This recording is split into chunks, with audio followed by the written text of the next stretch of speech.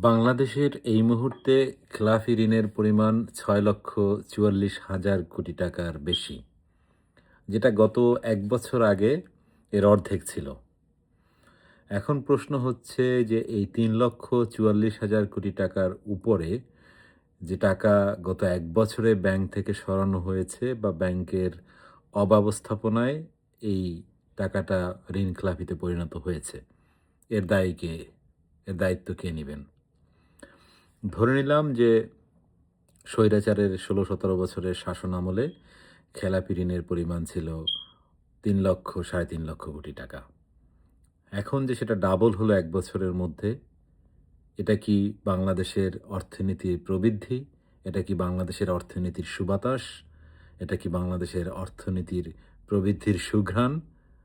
নাকি অন্য কিছু? পাশাপাশি আমাদের সবার মনে একটা শঙ্কার জায়গা দেখা দিয়েছে। সেটা হচ্ছে ৬ কোটি মানুষ দারিদ্র্য সীমার নিচে চলে যাচ্ছে। আর এটা যদি যায়, তাহলে বুঝতে হবে যারা দারিদ্র্য সীমার নিচে বসবাস করতেন তারা চরম দারিদ্র্য সীমার নিচে চলে যাবেন। তাহলে আমাদের দেশের অর্থনীতি, সামাজিক অস্থিরতা এবং যে সরকারটি পরবর্তীতে সে দায়িত্ব নিবেন তাদের অবস্থা কী হবে? তারা একটি ভগ্নুর অবস্থা থেকে একটা দেশের দায়িত্ব নিবেন।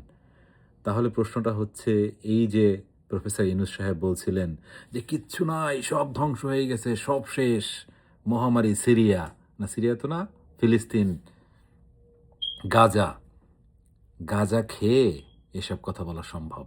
না হয় এই কথা বলা সম্ভব না। বেশি, বেশি গাঁজা সেবন করেন প্রফেসর ইউনূস সাহেব এবং সেবন করে এসব কথাগুলো বলেন। এই যে ১ থেকে ১.৫ বছরে আপনি দেশের ১২টা বাজিয়েছেন, এটা আমরা বুঝে গেছি। মানুষ বুঝে গেছে এবং ভবিষ্যতে এর দায়িত্ব আপনাকেই নিতে হবে।